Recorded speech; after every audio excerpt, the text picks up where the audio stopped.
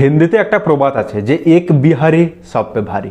কিন্তু 14 বছরের একটা ছেলে যেভাবে বয়স ভিত্তিক পর্যায়ে বিশ্ব ক্রিকেটে শাসন করে চলেছে, সেটা না কেউ দেখেছে, না কেউ শুনেছে, কিংবা ভবিষ্যতেও কেউ দেখবে কিনা সেটা কিন্তু যথেষ্ট সন্দেহের।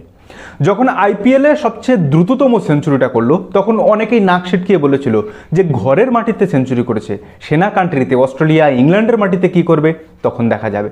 জুন মাসে যখন ভারতের অনূর্ধ্ব-19 দলের সঙ্গে ইংল্যান্ড সফরে গেল, সেখানে করলো ওডিআই ক্রিকেটের সবচেয়ে দ্রুততম সেঞ্চুরি যুব পর্যায়ে 78 বলে 143।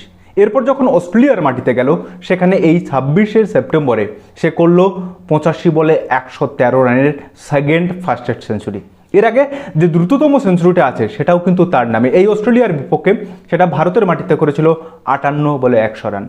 এইরকম একটা প্রসপারিং ট্যালেন্ট যেভাবে ভারতীয় ক্রিকেটে উল্কার গতিতে উত্থান হচ্ছে, যদি মাথা না ঘুরে যায় তবে এই ছেলেটা কিন্তু ভবিষ্যতে ভারতীয় ক্রিকেট তথা বিশ্ব ক্রিকেটে প্রস্ফুটিত হওয়ার জন্য অপেক্ষা করছে।